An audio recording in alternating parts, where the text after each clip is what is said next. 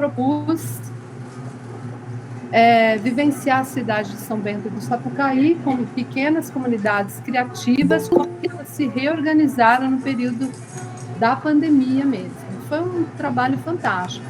Teve um momento que teve as pequenas liberações, que eu ia para São Bento com 5 alunos no ônibus para todo mundo ficar separado, e nós íamos. Ter o contato com as comunidades, fizemos primeiro uma ação com as manifestações culturais da região, os alunos fizeram mosaicos com artistas da região que hoje estão implantados numa capela que o Ângelo Milani coordena, né? Então, ele coordena essa revitalização de capelas, utilizando mosaico em trabalhos colaborativos, e ele convidou os alunos da Mauá e eles fizeram, foi fantástico, está lá, trabalho concluído, inaugurou agora recentemente. Essa é uma visão de São Bento, que tem a Pedra do Baú. Essa é a pedra que nós fomos, fiquei muito orgulhosa que eu consegui dirigir até lá, que é assustador, né? Então, essa foto é da Belle, que a visão da cidade, ela é fantástica, ela tem uma cultura, ela é muito latente, aquela cidade. Tem uma vida nessas pequenas comunidades que é interessante. É uma cidade que eu conheço há muito tempo e sempre me despertou curiosidade. Agora eu tive uma outra aproximação como pesquisadora. E aqui o projeto, Entre Derivas, né, onde nós estamos derivando na cidade, identificando possibilidades. 2021, nós mapeamos os artistas da localidade, eram outros alunos de iniciação, envolvimento com a cultura local, aproximação com as artesãs, com o pessoal que tinha produção, para criar uma confiança, né? Criar uma aproximação. Isso foi para os alunos, foi uma troca importante. Agora, em 2022, nós olhamos para os pequenos agricultores, porque como a pandemia impactou, inclusive uma questão que a gente identificou, que foi ao olhar para sementes crioulas. Porque na pandemia, eles precisavam resgatar a tradição das famílias. E eles foram reaprender com os pais e começaram um novo cultivo, né, que eles tinham abandonado porque eles tinham que comer. Então, não tinha como sair. E isso foi muito interessante. Então, tem um trabalho com as sementes crioulas, que é desenvolvido pela Isabelle, que ela é orientanda do professor Carreira, onde desenvolve um estudo de embalagens e de estudo de superfície, partindo desse resgate cultural. Então, aqui tem essa imagem que é maravilhosa, que é a semente, os alunos caminharam na plantação, né, e viram o agricultor, que tem uma ação cultural na região, como que é, né, colher o milho, que palha que as artesãs usam, não é só mostrar, foram até lá ver como que é o corte correto, uma vivência interessante, foram chupar, né, pegar a fruta do pé, né, ele falou, vocês vão ter que vivenciar isso daqui, que eu acho que é isso que tem o projeto Fica Real. E aqui as artesãs explicando o trabalho, né, as técnicas e trocando com os alunos.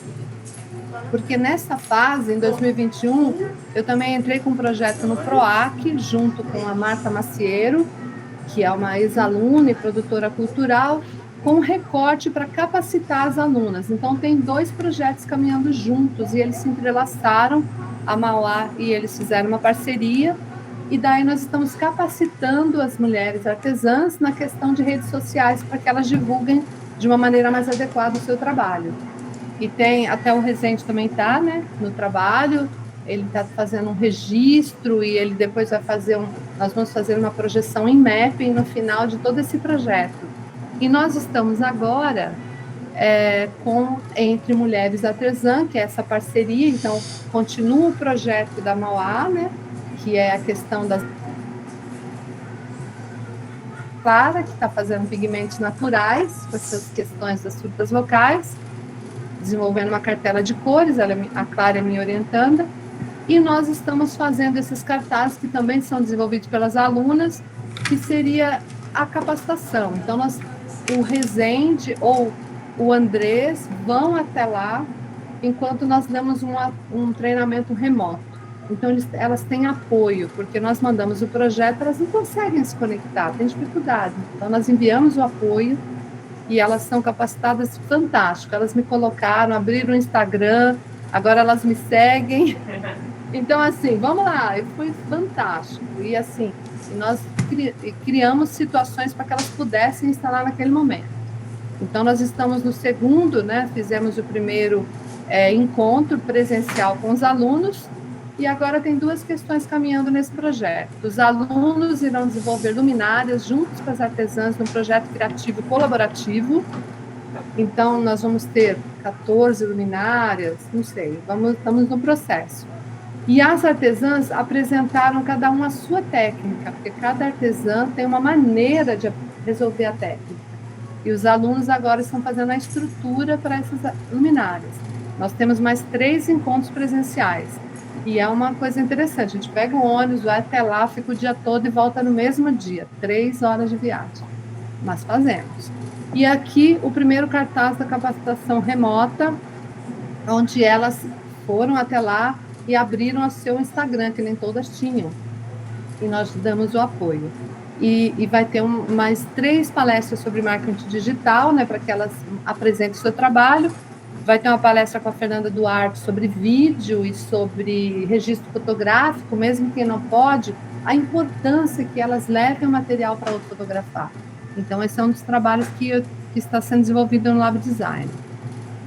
E tem o outro projeto que a Mauá também aprovou, né, tanto Entre Derivas como do Wearable, e nós pensando na sociabilidade e conectividade. Quando eu enviei esse projeto, não era o IFA ainda, a questão era pensar como nós também, é uma situação pós-pandemia, como nós podemos estar conectados com o mundo, a gente, com quem se foi, né, a questão do fungo que tudo renova, era isso que era o centro da pesquisa, da minha inquietação.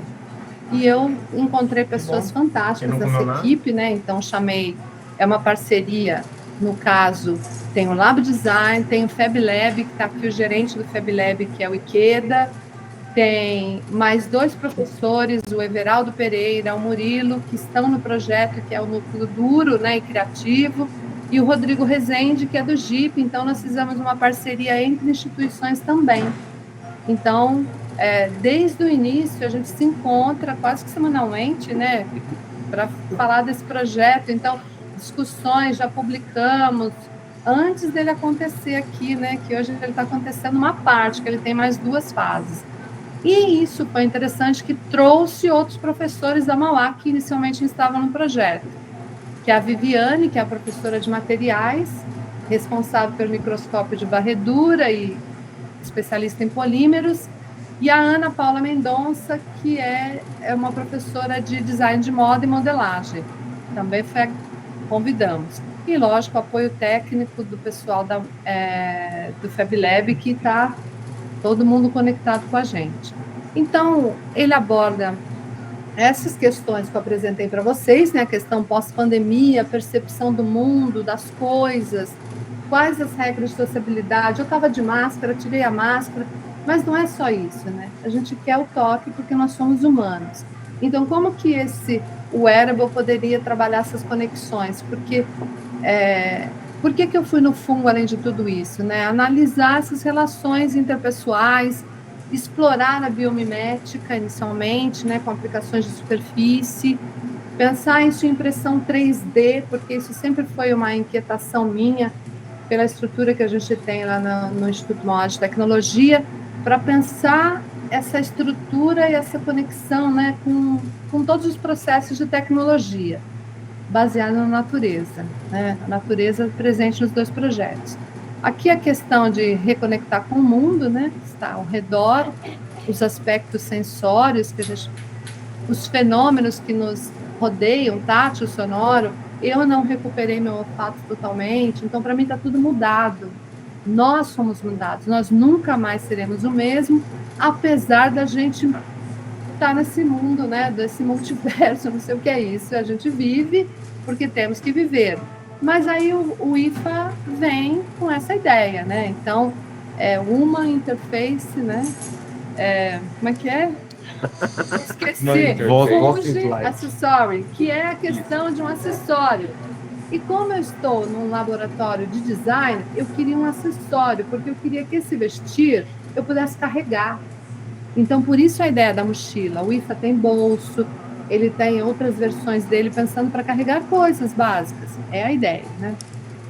Então, esse fungo, ele foi coletado na Mauá. Então, é um fungo que brotou na Mauá. E foi interessante, porque daí ficou todo mundo do Fab Lab me falando, achei um fungo, achei um fungo. E isso, o que me deu um prazer disso é que a conexão foi estabelecida, né? Então, conseguimos ver essa vivência do fungo que ninguém notava. E o fungo, ele tem essa questão dos micélios, que é a internet, né, da natureza. Tem essa pesquisa que nós já publicamos em Palermo, né? Nós já apresentamos em 3 congressos já, né? Palermo, ED. No ED, né? Lá na UENG também nós apresentamos. Então, esse fungo é uma imagem da Mauá, é o fungo de lá. Então, ele vem para imaginar futuros através do design especulativo, especular ideias a partir da biomimética. Então, isso... E como que a gente vai olhar? E a gente, aqui o moodboard, o que eu vou olhar desse invisível? Porque os micélios, essa conexão, mesmo a nossa, ela é invisível. Então, nós começamos a usar os laboratórios multiusuários da Mauá. Foi uma experiência bem gratificante. Então, nós selecionamos o fungo, fizemos um primeiro experimento que desidratamos, né, que entrou a professora Viviane de materiais, e utilizamos o MEV, que é o microscópio de varredura. E isso a gente começou a ver aquilo que a gente não vê da estrutura do fungo, aquilo que é invisível, que são as conexões possíveis, né? Fizemos o primeiro experimento, mas pela utilização da própria ferramenta, desidratar dessa forma, né, que ficou em estufa, comprometeu a morfologia. Aí nós fomos para o segundo experimento, congelamos no ultracongelador, 40 graus, e para nós foi um aprendizado total, né? Todo mundo dos laboratórios vivenciando. Ficou 7 horas no liofilizador, e aí a estrutura não ficou comprometida. E daí nós tivemos outras imagens.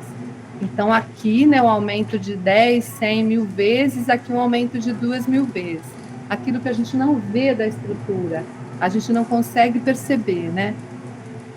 Se vocês quiserem complementar, gente. E fizemos estudos com design. Aí vem o Fab Lab, todo mundo que estava próximo desde o início, né? Dessa superfície, a partir dessas imagens. Fizemos um primeiro experimento que eu falei que era flexível, gente. Tem flexível aí? Aí tem, né? O mestre aqui dos magos aqui tem, vamos lá. Para facilitar um pouco essa parte do desenvolvimento, o que aconteceu? Como essas formas orgânicas são um pouco complicadas de serem desenhadas por um software CAD, eu digo isso porque eu sou engenheiro, né? Eu não estou acostumado com coisas orgânicas, eu normalmente trabalho com retas, com arcos, então é um pouco mais complicado para mim. Uma solução básica que a gente fez, nessa imagem que a gente está colocando aqui ao lado em verde, é uma impressão usando as próprias padrões de preenchimento da impressora 3D. Então você vê que eles são formas triangulares, são formas, outros tipos de formas que o próprio software de fatiadores, eles conseguem fazer. A gente usa, no caso, o Cura para fazer esse tipo de padrão de preenchimento. Aí, feito esse teste, o que a gente estava definindo para encontrar alguns certos parâmetros? Espessura de parede, quantidade, números de paredes para poder fazer o contorno e a espessura interna de preenchimento e a gramatura. Se a gente vai fazer um preenchimento de 100%, 80%, 70%, verificando a questão da flexibilidade, porque até então a gente nunca tinha feito alguma coisa tão flexível que pudesse simular a característica de um tecido.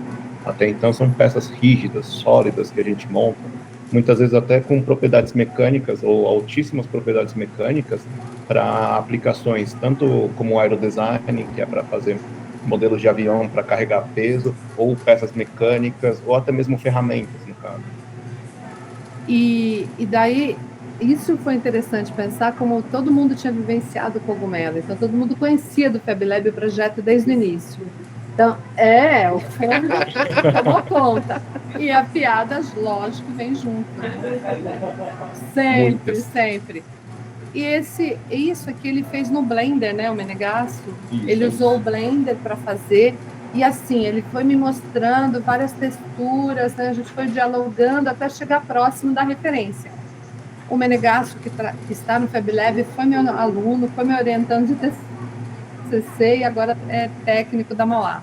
Então, a gente tem uma relação forte nessa questão da criação. E aqui o desenvolvimento de projetos. Quem desenvolveu os desenhos foram meus e do professor Murilo, que dá a ilustração. Então, nós fomos desenhando, porque o IFA, ele tem essa estrutura, mas a ideia é a conectividade também com o outro. Então, terá outra peça, né? Agora é uma peça, e a gente já tem tudo registrado para desenvolver a outra peça, né? E aqui o Rodrigo vai estar sempre presente, acho que é até legal ele falar, a parte da interatividade, né? A ideia, a gente fala do Micelius, a gente sempre fala dessa comunicação invisível, né? Então, o input que a gente precisa ter, ele também precisa ser invisível para tá dentro do mesmo contexto. A primeira ideia foi o que vocês têm estar ali, que é a aproximação das pessoas, e ele ia reagir a essa aproximação. Como isso está na primeira fase, ele está ainda com um problema ali que a gente não conseguiu resolver, então ele vai ter um simulado disso. Mas a ideia é que com a aproximação das pessoas, né, nessa primeira fase, ele reaja, e também as luzes que estão embaixo. A segunda parte que a gente vai fazer, ele vai ter um pequeno projetor na mão, e os dois modelos, né, vão se conversar entre si, através de comunicação Wi-Fi, que é uma outra comunicação que a gente também não vê. Hoje a gente, inclusive, precisa fazer o registro da comunicação, que é uma outra história que a gente está fazendo. Para outra continuação. Toda a comunicação vira dados, e esses inputs vão sendo colocados todos dentro do equipamento, aí as reações que eles geram se retroalimentam no outro modelo. Então fica um looping de informações e trocando, e tendo uma comunicação invisível. E aí a gente pensa em ter sensores corporais que vão interferir através da reação que essa pessoa tiver também, utilizando o vestível. Então, e aqui entra a questão da parceria e a minha conexão com a professora Ana, né, do design de moda, modelagem. Nós fizemos vários protótipos em tecido, e essa versão, que é essa manta, nós fizemos uns 4 protótipos para chegar nessa versão que tivesse a conexão com o fungo, né, com a ideia da natureza, da forma orgânica. Então, aqui os estudos, o desenho, o primeiro desenho foi à mão, ela falou, desenha o que você quer, né? E desenhei, e aqui o estudo, né? Que foram vários, né? Pensando quantas sobreposições até chegar nesse material que a gente tem aqui, né? Aqui, essa é uma das peças em tecido, e aqui já com a manta, o estudo da manta, sempre no corpo para ver como reage. Lógico que quando a gente pensar o corpo com todos os adereços tecnológicos, é outra organização. Então, aqui o estudo, né, da peça, como que ela fica, né, articulada com o corpo, que não tem vestível se você não pensa o corpo. Então, várias vezes, né, os nossos modelos tiveram que usar a peça, não é, Beli, para que a gente estudasse. E aqui a peça que a gente ainda vai interferir, né? Que ela ainda não está concluída, Essa peça não concluída. Mas é essa... Tirada 5 minutos atrás da foto. A foto. E está aqui o que a gente resultou desse percurso. Né? As possibilidades que nós trazemos, né? Que tem parte até que está em espanhol, que nós apresentamos no congresso, que seria essa ideia de conectividade a partir do sistema da natureza. Né? Aqui os nossos agradecimentos, aqui nos ajuda, né, o centro, a Mauá tem um centro de pesquisa, que tem um diretor de pesquisa que apostou no projeto, né? A FAPESP, que tem o MEV, que a gente utilizou e vai utilizar ainda mais, né? E é o Instituto Mauá de Tecnologia. Aos parceiros, né? Ao GIP, né? Ao Media Lab, que também o Lab Design, né? O Media Lab também é um braço, né, do Media Lab BR, que é o Media Lab Mauá. E é isso, gente. São os 2 projetos que estão em desenvolvimento lá no Lab, e convido a todos para ir lá conhecer o nosso laboratório. Tem um vídeo aqui Rapidinho, eu esqueci do vídeo. Cadê aqui? Keila, põe aí.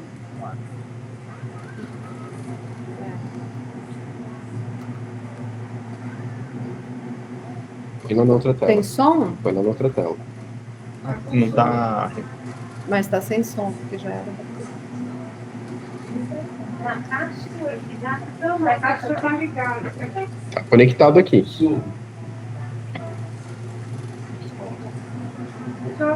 Peraí. Liga o som. Você está ligado. Ué, mas. Você tá mandando áudio com HDMI. Vem cá, Você consegue dar uma olhada? vem cá. Tan, tan, tan, tan. Vai o cara do som. Tá mandando aqui, ó. Cadê o projetor? Você, fone. Cadê a apresentação? Agora foi. E aí, tá lá? Tá lá. Tá voltando.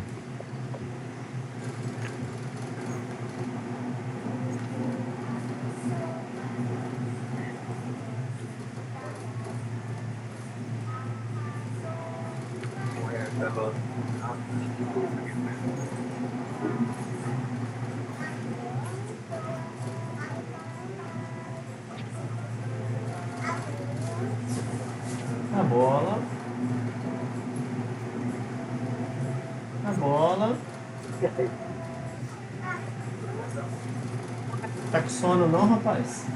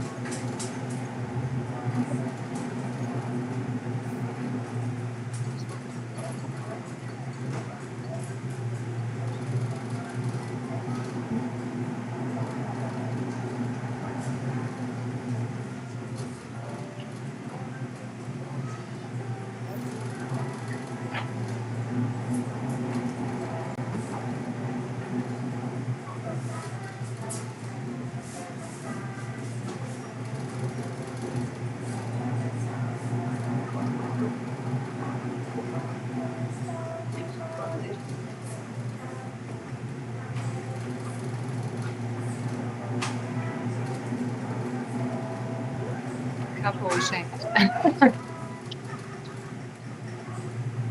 Obrigada.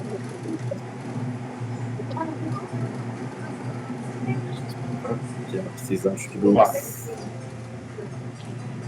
Você vai precisar do cabo também, né? Então, só que ele não vai muito longe, você tem que trazer o.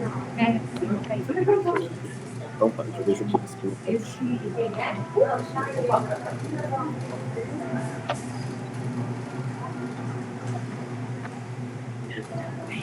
HDMI. Eu vejo, ó, tem um cabo aqui. Tem no. De fome. Eu acho. Tem áudio? É, aqui, aqui. Ó, áudio aqui.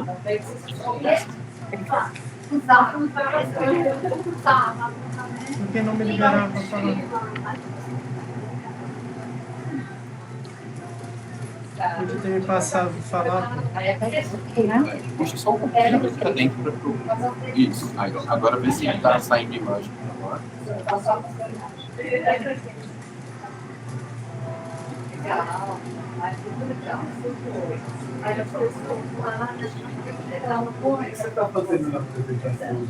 Eu estraguei tudo. Adoro estragar. Isso, meu. Oi, beleza. Obrigada. Obrigada, viu?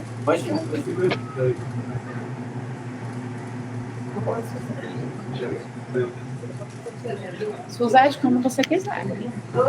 Quando você quiser. Posso começar?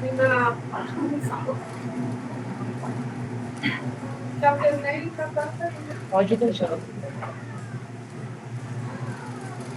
Bom, Boa tarde para todo mundo, eu sou Karina Flexor, eu sou professora da UNB, da Faculdade de Comunicação, graduação e pós-graduação, e o meu objetivo aqui hoje é contar, eu acho que uma trajetória de 12 anos desenvolvendo pesquisa de mestrado até agora, né, este momento, em vias de trabalhar com pós-doutoramento junto ao Media Lab da UFG, com orientação do professor Cleomar Rocha, né, e com perspectiva de desenvolver o pós-doutorado agora também sob a supervisão dele. O meu campo de apaixonamento, digamos assim, é o campo do livro e da leitura. Então, é um pouco dessa história que eu vou contar para vocês, e aí, assim, como o objetivo é contar uma história de 12 anos, eu vou tentar fazer uma ponte entre o estágio, né, de desenvolvimento da pesquisa agora, com vistas ao pós-doutoramento, mas eu também vou fazer essa ponte lá atrás também, para até criar um vínculo com o produto que está exposto, né, que é fruto do meu projeto de mestrado, tá? Então, uma história breve de 12 anos, eu vou tentar contar um pouco dessa história aqui ao longo desse percurso. Bom, essa história, ela começa, como eu falei, né, no mestrado. Eu sempre fui do campo, fui professor de comunicação durante a vida inteira, no campo do design também, e o meu apaixonamento sempre foi o objeto livresco. Então, quando eu fui fazer o mestrado com o professor Cleomar na FAV, UFG, a gente decidiu que nós trabalharíamos com um livro digital, e como eu estava na linha de pesquisa de poéticas, o meu trabalho de dissertação, ele foi, né, além do produto teórico, dissertativo e etc., também aí um produto que foi um livro digital, tá?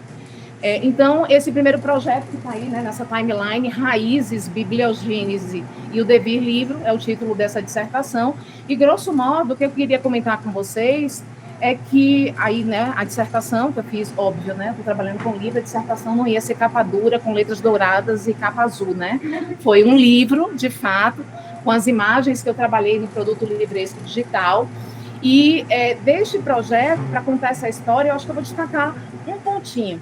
Naquele momento, então, 12 anos, né, 2010, a Apple estava lançando o iPad, né, os primeiros, enfim, tablets de leitura de livros aplicativos. Eu estava começando a trabalhar e experimentar, né, a própria plataforma, e naquele momento era um mundo meio desconhecido, porque eu sempre fui do livro impresso. Então, eu comecei a me dedicar, a vasculhar, a experimentar, a ler esses livros aplicativos, e aí eu comecei a observar que ali tinha, digamos assim, uma série de espécies de mídia livre, né? Fazendo uma alusão aí às espécies de mídia do Manovich, pegando de emprestado aí uma série de espécies de mídia livre. E acabei me concentrando naquilo que eu passei a denominar de livros aplicativos ou e-books.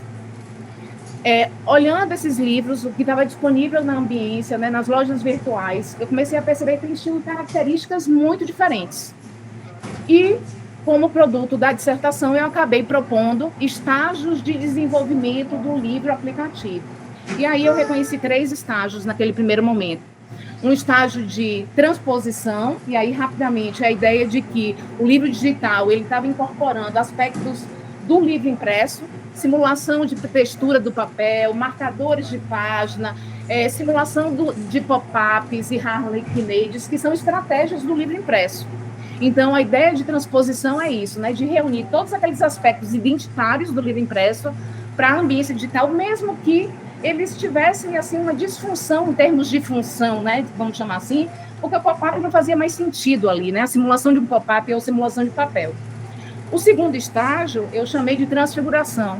Era um estágio em que o livro, ele, de alguma forma, o digital, ele resguardava alguma semelhança visual com o livro impresso, mas ele já se permitia contaminar por outras mídias. Então, muito comum naquela época, a gente já observar esses livros contaminados, em que tinha textura de papel, simulava passar de páginas, mas já tinha uma lógica de estrutura web, já incorporava lógicas do cinema, né, e da produção audiovisual. Então, era um livro que já se permitia descolar um pouquinho daquela referência ipsilitre do livro impresso.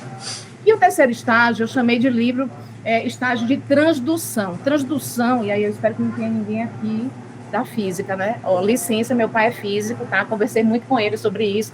Mas transdução é um conceito da física, né?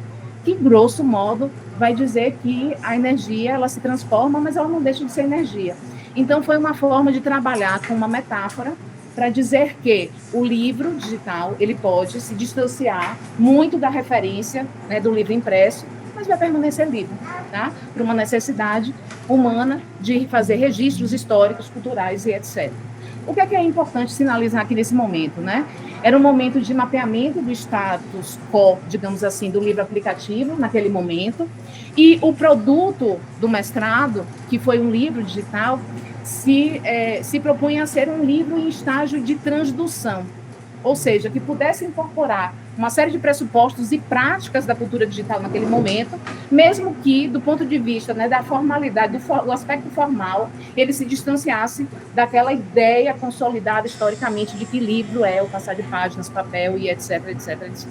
Então, gente, além disso aí, eu acabei desenvolvendo, né, Raízes, que é o livro aplicativo. No final da minha fala, eu vou apresentar um vídeo para vocês que simula, mostra, né, o uso desse aplicativo que foi concebido, tá? Então, o produto, ele respondeu uma série de inquietações que a dissertação naquele momento trazia, e o produto que está aí exposto, ele é um vídeo que vai, enfim, uma narrativa visual. Eu sou apaixonada por Clarice Lispector, apaixonada pelo conto Amor, de Clarice Lispector, e, enfim, Raízes é uma releitura disso, né, um modo de ver muito particular do conto Amor, né? A Ana, do conto Amor, da Clarice Lispector. Então, esse foi o mestrado, e isso me levou automaticamente para o doutorado, como eu falei, né? Uma história de 12 anos de pesquisa junto ao Media Lab, com a orientação do professor Clomar. No doutorado, a proposta ela partiu da seguinte inquietação. Como eu sempre consumi esses livros aplicativos, tem um em especial, que eu não sei se vocês conhecem, que é o The Silent History. Esse livro, ele me deixou bastante inquieta, e eu digo que, assim, a culpa do doutorado é desse aplicativo. Por quê? Porque ele abria espaço para a colaboração do leitor, né? Então, leitores contribuírem com a narrativa e alterar essa narrativa e, consequentemente, a experiência dos demais leitores, mas ele tinha assim, eu vou contar um exemplo, tá? Mas tinha uma espécie de conflito, de contradição que me deixou muito inquieta. Contando uma delas foi a seguinte: é uma narrativa que acontece no mundo todo, tem um mapa que a gente visualiza os leitores no mundo inteiro, e a possibilidade de você colaborar de onde você está, geolocalizado, com aquela narrativa. Só que eu disse assim, meu Deus, olha que legal, né? Assim, é uma mecânica muito própria das redes sociais, né? Twitter e da vida, Instagram, Facebook, que a gente coloca o que quer, quando quer e da maneira que quer, a priori. Só que, na minha primeira tentativa, na minha primeira experiência, eu identifiquei que é o seguinte: não, a estratégia editorial, ela mantinha uma lógica do livro impresso. Em que sentido? No sentido de que eu não poderia simplesmente postar o que eu quisesse, imagens ou textos. Essa colaboração, ela era mediada. Eu tinha que mandar isso para um suposto editor, que eu imagino que estivesse, né, por trás desse aplicativo, para que esse editor autorizasse ou não a publicação do meu trecho no livro, ou até aceitasse, mas corrigindo, fazendo um trabalho de edição, de fato, do texto. Então, aquilo me deu um start. Eu disse, gente, tem uma espécie de dissonância entre o que é apresentado nas interfaces gráficas e o que, de fato, o livro propicia em termos de experiência. Daí nasce o doutorado. E eu estou contando essa história, gente, não só porque eu estou aqui, né, como contando a história de uma experiência de pesquisa no Media Lab, mas também para explicar como foi que eu chego na pesquisa do pós-doutoramento, tá? Então, essa tese, ela parte aí, né, do The Silent History, TSH, como eu falei, e ele parte da hipótese de que esse livro aplicativo, ainda estou no campo dessa categoria livresca do livro aplicativo, denuncia, na sua própria materialidade, dissonâncias entre os modos de apresentação das interfaces e a experiência que ela promove. E aí eu comecei a perceber que criava uma espécie de conflito, de atrito, de dissonância entre aquilo que a gente via e a experiência. Vou falar de uma forma mais vulgar. A experiência com o The Silent History era assim, que legal! Aí na hora de experimentar, mas não funciona, não, né? Levando o leitor a uma espécie de frustração, vou chamar assim, né? Então, por isso que eu digo que o The Silent History foi, de alguma forma, o motivador desse doutorado, que depois eu fui encontrando, né, em outros livros aplicativos coisas muito parecidas. Vou abrir um parêntese. No doutorado, uma das principais referências teóricas, né, que eu utilizei foi o Roger Chartier, que é um historiador e que trabalha com livre leitura. Ele tem uma noção que ele chama de protocolos de leitura. Protocolos de leitura, né, do autor e do editor. Essa proposta de protocolos do autor se assemelha, inclusive, com uma perspectiva de Humberto Eco. Mas eu acho que Chartier ele avança quando ele considera os protocolos da edição. O que é que eu estou querendo chamar a atenção, né, nesse sentido? É que ele diz que a maneira estilística, né, o aspecto estilístico do texto do autor, as manobras textuais, né, as construções criativas, de alguma forma, vão tangenciar a experiência da leitura. Humberto Eco também já diz isso, aqui com outras palavras, né? Só que Chartier, ele deu um passo importante para mim, naquele primeiro momento, porque ele diz, atenção, ele trabalha com livro impresso, tá, gente? Então, ele também diz que os protocolos do editor e do impressor também vão impactar na experiência que a gente tem com ler. Em que sentido, né? Vou fazer uma comparação aqui. Eu posso ter um livro do Pequeno Príncipe, pocket, de bolso, preto e branco. E eu tenho edições que são de luxo, com capa, com pop-ups e etc. Claro que a experiência com um e com o outro vai ser diferente por conta desses protocolos da edição e da impressão. Então, ali me chamou a atenção para uma coisa que é atores do campo editorial livresco e impresso. E no digital, quem são esses atores? Eu tenho o programador, certamente, eu tenho o leitor, que passa a depender do grau de abertura da obra livresca, a também colaborar com a tessitura da obra. Eu também não podia deixar de lado o fato de que a leitura agora não acontece mais nos antigos espaços de leitura, bibliotecas, salas climatizadas e etc. A leitura acontece em trânsito, através de dispositivos ubíquos. Então, será que essa geolocalização ela também não vai interferir e imputar dados naquele sistema livre que vai reverberar em mudança na experiência do ler? Então, uma das coisas que eu acabei fazendo durante o doutorado foi ousadia, viu, gente, aqui, mas ousadia modesta, é assim, propus modestamente uma espécie de atualização dos protocolos de leitura que o Chartier, né, fez em relação ao livro impresso, pensando no livro digital. Então, além dos protocolos do autor, além dos protocolos do editor, ali no livro digital, o livro aplicativo, que é uma categoria livresca muito específica, eu acabei considerando também os protocolos do programador. Essa é a Karine Flex, porque ele imputa dados no livro que vai, de fato, reverberar na experiência do ler. E também os protocolos do leitor. Porque, como eu falei, né, a depender do grau de abertura da obra, esse leitor ele é autorizado a imputar matéria, verbo, voco visual, que vai impactar na sua experiência e na experiência dos demais leitores que estão ali conectados àquele livro. Então, gente, quando eu falo dos protocolos do leitor, aí também tem um outro aspecto, que é o que eu tinha dito para vocês anteriormente. Eu considero a ubiquidade, né, das plataformas de leitura. Então, hoje, por exemplo, o Silent History permite que eu geolocalize o leitor. E os dados de geolocalização são incorporados. E isso dá a tônica do tipo de narrativa que é desenvolvida no livro. Então, esse aspecto, né, eu chamei de protocolos no espaço, que está atrelado aos protocolos na leitura. Então, gente, eu estou comentando tudo isso para dizer que é só um caminho para chegar no pós-doutorado, tá? Eu acabei, então, né, reconhecendo que essas categorias livrescas que eu tinha mapeado no mestrado, né, transposição, transfiguração e transdução, previam leitores modelos específicos, né, um leitor de livro que emula um livro impresso é diferente, muito provavelmente, né, de uma experiência de um livro que se distancia dessa referência, o livro transduzido. E para isso eu acabei criando aí, né, dando nomes também, né, já a ideia de ficar categorizando as coisas. Para cada categoria livresca, eu tenho um leitor modelo que eu batizei, né, tá aí exposto, e que, enfim, né, tinha uma determinada característica e que era previsto na concepção, produção daquele livro. Só que eu estava interessada na experiência da leitura. E aí eu estou falando de leitores de carne e osso, né? Estou falando de leitores empíricos. Então, a ideia de dissonância, né, foi que me permitiu fazer esse mapeamento e identificar que a experiência da leitura em ambiência digital, ela vai transitar entre a relação de consonância e de conflito em função das expectativas dos leitores empíricos de fato diante daquela produção livresca. Eu encerro o doutorado com esse olhar, né, atualizando os protocolos, trazendo os leitores empíricos desses estágios livrescos e discutindo um pouco, né, dessa relação de consonância e conflito, pensando na experiência da leitura em si. Bom, falando tudo isso para chegar hoje, né? Aí, bom, essa é a primeira coisa.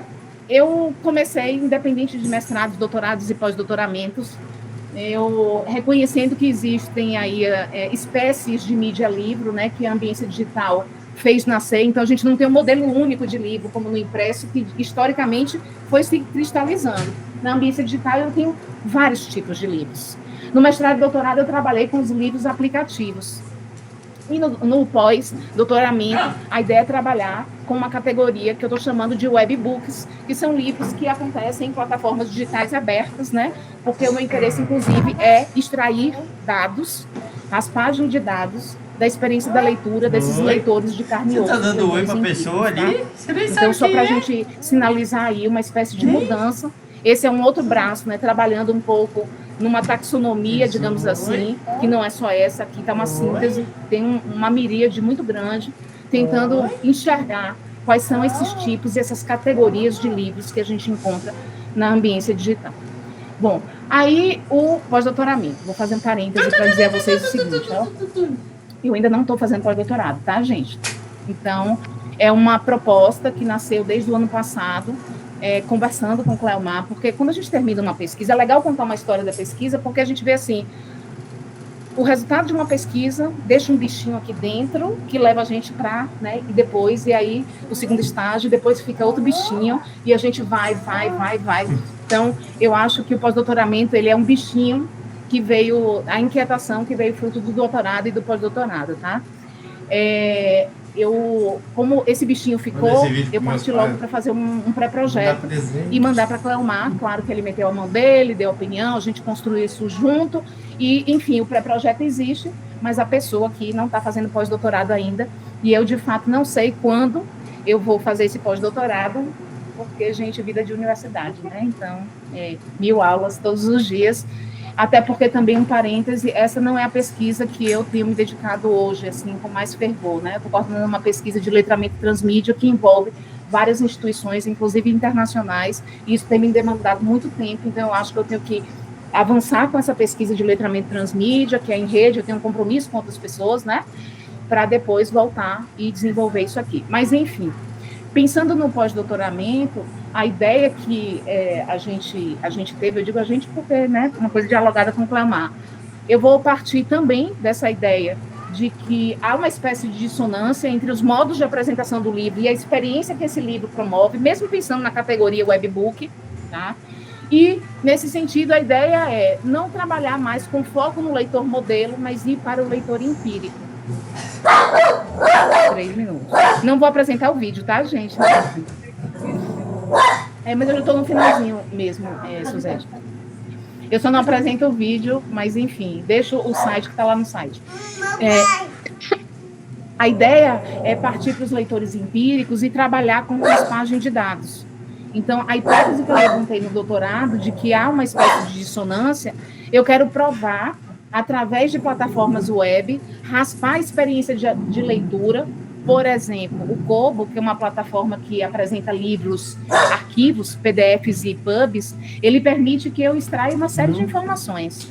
Então, eu estou numa etapa de reconhecer alguns softwares que vão me ajudar a raspar esses dados de experiência do ler, e a ideia é construir uma espécie de cartografia do ler contemporâneo, entendendo que, embora os sistemas, os protocolos do sistema, do programador, sejam determinantes para a experiência que eu tenho com qualquer solução aplicada, ainda assim, a depender do grau de abertura da obra e da colaboração desses leitores, eu vou ter experiências múltiplas, né, experiências que vão me dar cartografias do ler que são muito distintas, apesar desse, digamos assim, essa matriz da programação do sistema livre. Suzete, não dá para mostrar o vídeo, não? Não. Eu vou mostrar, gente, o que está aí exposto é uma narrativa, né, visual. Isso aqui é uma simulação do livro aplicativo do mestrado, tá? É uma simulação porque não foi...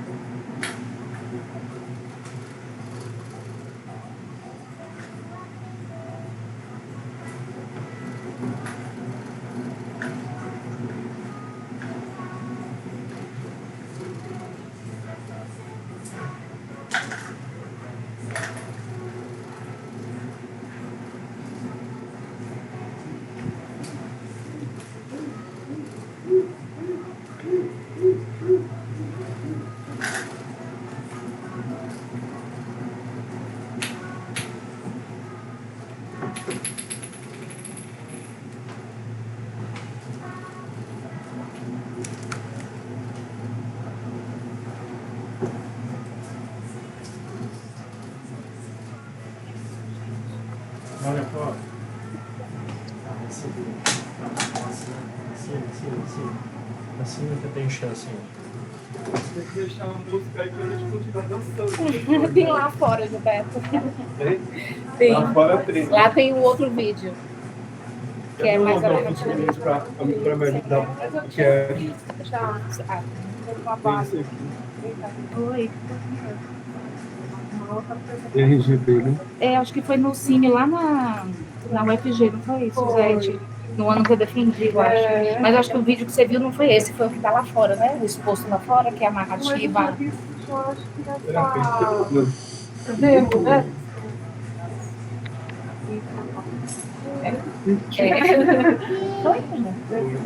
Foi? A coisa tá no... Você quer som também?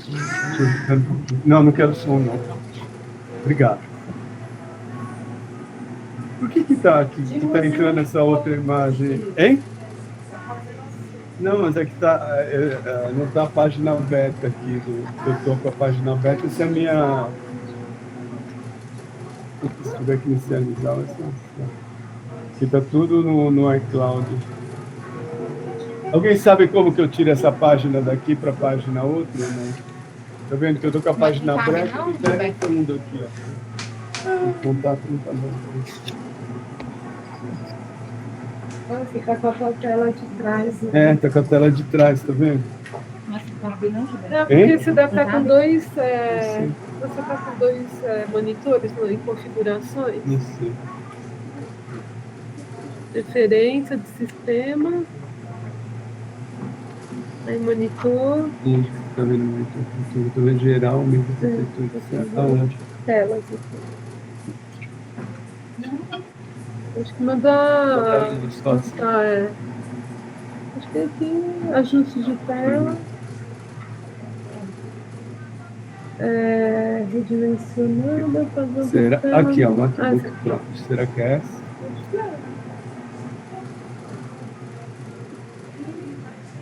Ixi, Maria, não tá entrando. O que eu vou passar para tu? Porque eu tinha colocado aqui, ó. Mas eu tenho que passar os arquivos, eles são bem grandes. Posso passar via AirDrop para você? Tem alguém que sabe como passa? Onde é que estão os meninos que estão aí, Rodolfo? Chama o... Carlos. Carlos, você sabe? Você sabe aqui?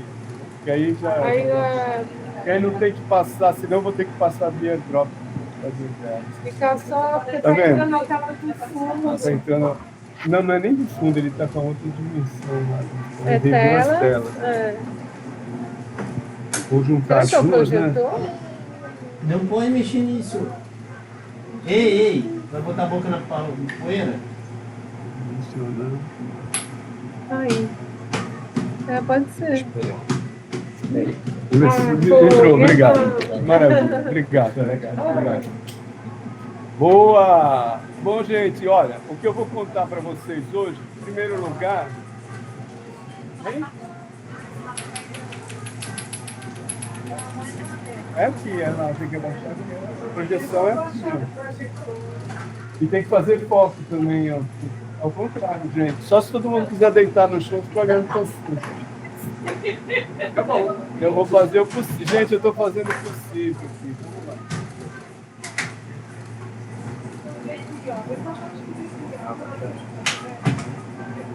É uma bosta a apresentação. A gente não vê o que eles estão mandando. Quando eles tinham várias pessoas falando, não dava para ver. Faz o foco. Então dava para ver só esse aqui de 3 deles. Tá fora de foco. Não, tá fora de foco total, gente. Aqui? Não, nós 4 aqui não, mas tem um monte de gente lá. Tá fora de foco, sim, gente. E esses 4 aqui, 2 sou eu. Um sou eu aqui, o outro... Foi? Hã? Ele é mais... Bom, gente, o que eu vou contar para vocês aqui hoje, depois de todas essas peripécias, isso daqui faz parte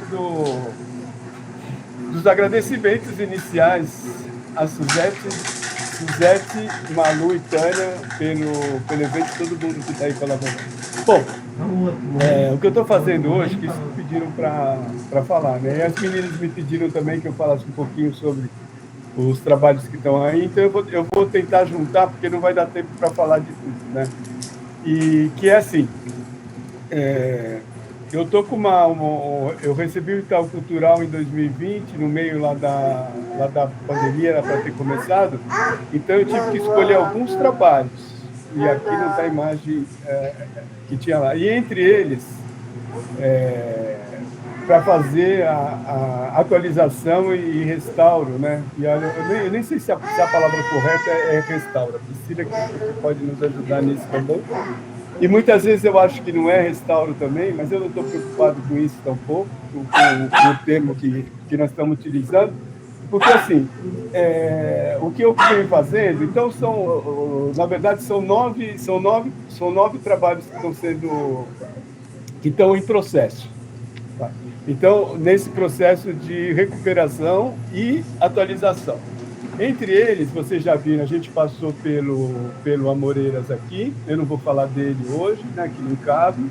Aliás, eu não sei o que cabe aqui, eu vou falar um pouquinho, então, desse Telecam Fax, e depois eu vou contar um pouquinho, e a imagem principal, como eu andei mexendo aqui, a imagem principal sumiu, mas eu vou contar para vocês a imagem que vocês vão ver ali fora.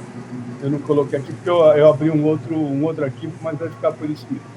Que é arquivo lá do relatório é sobre o processo de telescopagem. Né? Que, na verdade, era um processo, é um trabalho dos anos 90, depois, se vocês quiserem, vocês saem rapidinho. Deixa eu marcar um.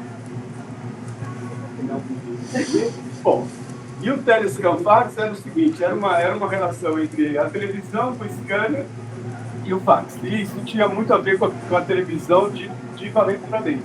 Então, na imagem que vocês vão ver lá, então tem toda uma questão, em primeiro lugar, uma questão corporal, que eu colocava uma televisão aqui, com scanner de mão, eu ia fazendo, e tem a ver com aquele processo que é o de varredura lenta, os dois que a gente fazia, eu vi o lembro aí, que a gente tinha os robôzinhos lá no final dos anos 70, essa história. Porque a televisão, diferente do que era hoje, ela trabalhava por varredura, e não era questão de Então, a imagem ela ia se formando em uma varredura. Então, esse processo que eu fiz, essas imagens que vocês vão ver, é uma série de imagens que chamou a vendedora de ferro de passar roupa. Que é o seguinte, quando eu fiz essa série, era uma exposição que estava acontecendo no Rio, lá no Museu de Arte Moderna, uma exposição que era curada por Carlos, que chamava-se Elastic Facts, né?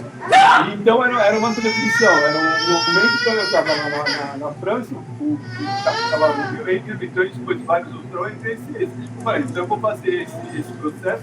Então, quando você passava o scanner de mão naquelas imagens, dava essa varredura e você decompunha a imagem e dava essas coisas todas, dava esses códigos, dava essa imagem enigmática, né? Que era para ser, digamos, trabalhada. Então, dentro desse, digamos, processo, e tinha que ser, por que tinha que ser uma imagem assim? Porque eu não tive que fazer a tarde lá na França, quando eu estava fazendo a tarde, mas às vezes não tinha mesmo. Mas era o único jeito, eu precisava de imagens que fossem paradas, que elas fossem estáticas, porque senão não conseguia pegar com aquela varredura, né? Então a melhor coisa é ter que pegar as moças, né? Quando eu fiquei aqui, eu fiquei encantado, porque eu me encanto nessas coisas que tem, esses hábitos que a gente faz, que de alguma forma são assim, cotidianos, inúteis. Então, nada melhor para isso do que você ter aquele canal de vendas, né? Então, tinha aquelas moças vendendo ferro de passar roupa, naquela época se usava ferro de passar roupa. Vocês não sabem o que é isso hoje em dia, mas tinha. Então, daí saiu essa série aí. Bom, aí, da parte de, digamos, recuperação, então eu recuperei um monte de, digamos, documentos de época. Olha que imagem fazendo da varredura. Aqui, ó. Daqui estou com a Karen lá no laboratório, lá na França, etc. Lá na Galeria Nath, mostrando o trabalho, etc. Bom, mas isso daí é uma recuperação de imagem. Aí depois começa o processo. Toda vez, por isso que eu digo que muitas vezes o processo para mim não é um processo de gestão, porque quando eu vou começar um trabalho, eu começo não só um, eu faço 2, 3 simultâneos, e para mim eu não tenho esse interesse. Eu tenho interesse de resgatar o processo de conceito, mas não necessariamente as mesmas peças. Então, se vocês virem ali, eu vou ter uma foto grande, uma imagem grande, uma reprodução grande daquela foto que tem lá. Depois, o que a gente vai ter embaixo é um NFT que eu resolvi fazer, que não deu certo, o Wicket depois faliu, acabou aqui. Essa imagem ela foi para o tipo espaço, né? Ela está aí guardada com o número, objeto, mas, enfim, ela está aí. E que foi essa daí, tem uma certa ironia, que é aquele not for sale, né? Que não está à venda, que faz parte do meu primeiro processo, que é aquele negócio de fazer imagem. Por que eu vou vender isso daí? Né? Era mais uma questão de troca, de relação com o mundo, de como que eu vou estabelecer minha rede no mundo, etc. Mas isso é uma outra história. Mas, de qualquer maneira, são essas coisas que fazem pensar dentro desse, digamos, processo, e também essa coisa de trazer a tridimensionalidade para essa imagem. Então, essa peça foi uma peça que nós fizemos. Outra característica do grupo também, e que enlouquece todo mundo, é assim, são nove projetos. O grupo Poéticas Digitais que eu coordeno, cada trabalho, de um modo geral, tem 50% ou 60% do grupo renovado. Existem alguns caras que estão lá até hoje, não se cansaram, eu inclusive, mas o resto muda tudo. Então, eu estou comandando 9 projetos simultâneos. Então, essa moçada aqui é um, vocês estão vendo pela foto, está aqui o Matheus, né, que é meu orientador de doutorado. O Ikeda participou. Cadê o Ikeda, que ajudou, que estava aqui com a Águida aqui, ao lado, entre outras pessoas também, né? Então, a gente montou a Juliana, etc. Eu não vou falar o nome de todo mundo, porque é sempre uma listagem muito grande. Então, cada trabalho é um tipo de processo e pensamentos, muitas vezes, diversos, mas que, de alguma maneira, eles convergem também. Bom, então a gente fez essa peça 3D, mas no final, a peça que saiu, aquela peça que vocês a gente fez essa impressão além nas placas, para que essas figuras, que aquela figura que a gente viu, ela ficasse impressa, e a gente fez uma espécie de zootropo, mas não um zootropo na qual o movimento ele sai rodando em círculo, a imagem se forma, mas que a balaiagem, né, que a varredura, ela digamos, acontece. Então, é esse trabalho que está feito, e junto acompanha um vídeo que é de 1990, que é um vídeo que é uma coisa visual. Era um vídeo extremamente pequenininho, que é um vídeo que a gente fazia lá no computador e que cabia dentro de um disquetinho, né? Mas, de qualquer maneira, tem uma série de, digamos, trabalhos que são assim, e que são muito legais também. Agora, eu vou mostrar um outro que eu vou falar, vocês vão entender aonde ele vai se juntar, e vai ser outro assunto. Como que eu tiro isso daqui? Pronto. Que é o Cozinheiro das Almas, que foi um game que a gente fez, que não está mostrado aqui, tá? Então, mas eu quero mostrar, para depois, no final, vocês vão entender por que eu vou mostrar, se é que vão entender, né? Porque eu também não sei onde é que eu vou chegar nessa história. Mas, enfim, o Cozinheiro das Almas, que é baseado no Perfeito Cozinheiro das Almas desse Mundo, que é o livro do Oswald de Andrade, né? Que já que nós estamos falando de livro, em homenagem a carinho de todo mundo, e ao nosso centenário da Semana de Arte Moderna no Brasil. Então, esse foi um game, tá? E um game, eu só vou mostrar ele bem rapidinho, desculpa que está em francês, mas que eu apresentei isso em outro lugar. Juntei um monte de coisa, não consegui juntar tudo aqui, que deu pau no computador. Deixa para lá. Mas vamos em frente. Mas para a gente ver o livro daí, então é um livro, a história é mais ou menos assim. O Oswald de Andrade, em 1918, 1919, ele tinha uma garçonnière. Né? Uma garçonnière que era no centro do serviço, uma ali pelo Pará. Boa tarde. E essa garçonnière era onde ele encontrava... E aí, Edilene, é o professor Teófilo, tudo bem? Edilene, o Manãozinho não está por aí, tá? A balada da época era naquele momento, lá nessa garçonnière do Oswald, e com o tempo, essa garçonnière subiu. Bom, a única mulher, talvez a grande musa, o pessoal da Projeto deve ter encaminhado, pelo que eu vi, vocês receberam já o meu pedido de... Que era uma mulher completamente louca, era uma menina titulação e progressão. 17 anos, então vocês imaginam, nós estamos falando há 100 anos atrás. Como dia 12 é o último dia para poder fechar para o próximo mês, o recebimento do próximo mês, eu queria ver se vocês não podiam assinar isso hoje para poder. Então, tinha uma história sobre o como dia 12 é o último dia para...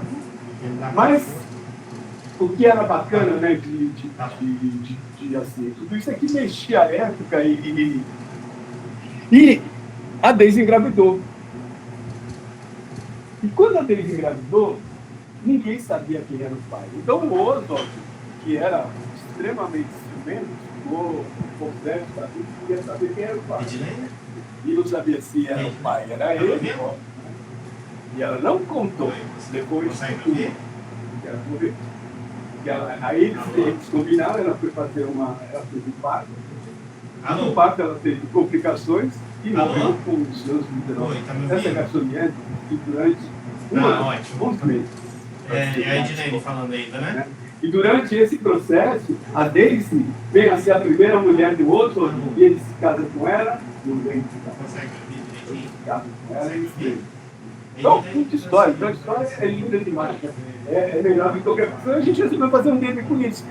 Chega de dragão, matando dragão, vamos matar, vamos dar tiro, não.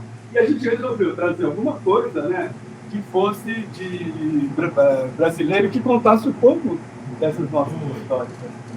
Bom, isso para contar, eu vou passar bem rápido a história, porque não dá para contar. Então, existem 3 pontos que são importantes aí. Bom, aí tinha a casa de, digamos, Toledo. Bom, enfim, tem um monte de história aí. São assim, percursos possíveis, mas o que a gente montou efetivamente foi a garçonnière, que estava desaparecida, porque a garçonnière, quando esse livro ele foi lançado, isso era um diário que ficava na porta da garçonnière. Os caras passavam lá, desde Monteiro Lobato e outros malucos, Monteiro Lobato e outros, eles se encontravam, apesar daquelas disputas que tinham também. E eles se encontravam e todo mundo assinava, escrevia, não sei o quê. E em 1972, se não me falha a memória, eles fazem uma edição facsímile daquele diário, que é o Diário da Garçonnière. Não era um livro, era um diário da que a pessoa chegava, assinava, escrevia, fazia tipo, poesia, etc. e tal. Né? E aí, a Garçonnière sumiu. Ninguém mais sabia daquela garçonnière. Então, quando o livro ele foi lançado, todo mundo, onde é que está a garçonnière? Tinha lá o Bendito Interesse, que era, acho que era Líbero Badaró, acho que era 428, eu não me lembro o número agora exatamente. Bom, aí a garçonnière sumiu, etc. e tal, e a gente foi montando. Então, a gente reconstituiu uma garçonnière da qual não se tinha imagem, isso a gente usou da nossa imaginação, evidentemente, para a gente refazer o espaço, e todos os personagens congelados. Tudo assim. Esse vocês não falam que eu estou na frente? Bom, aí, então o que é? Assim, mais para duas separadas. Então, a gente estudou para isso as referências do ano passado em particular. Ano passado em particular.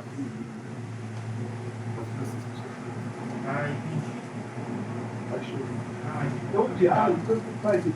Então tá bom, Mas fico quando esperando. você Então, passar, obrigado. o clima, a situação. Tchau, tchau. Como a gente não tinha velocidade de máquina, esse jogo é de 2006. A gente tinha velocidade de máquina, eu vim ganhando para falar máquina grande, então eu tenho que usar os personagens parados, para ficar tudo assim. Bom, aí a história continua. Vamos lá. A gente montou, olha só que lindo, então tudo assim é parado, congelado no tempo, né? Pisada, a gente remontou essa garçonnière e a escola normal, porque a Daisy, a Cíclone, ela era normalista. Ela estudava na escola normal. Com seus 17 anos, ela foi, inclusive, expulsa, esses 100 anos atrás, porque ela devia de pintar mil e umas. Bom, a história. Então, a gente inventou uma garçonnière baseada em outras garçonnières, né, que eram quartos de solteiro, né, se a gente traduzisse, para cá, para o português, a gente montou isso no game, fez, e a gente, na parte de reconstrução, o que a gente fez? A gente pegou um game como a gente construiu em 2006, e agora a gente colocou numa linguagem mais assim, contemporânea, mas sem mexer nos assim, percursos de nem nada. Mas o que é mais legal, vem a grande descoberta em 2015, um historiador, o que ele vai fazer?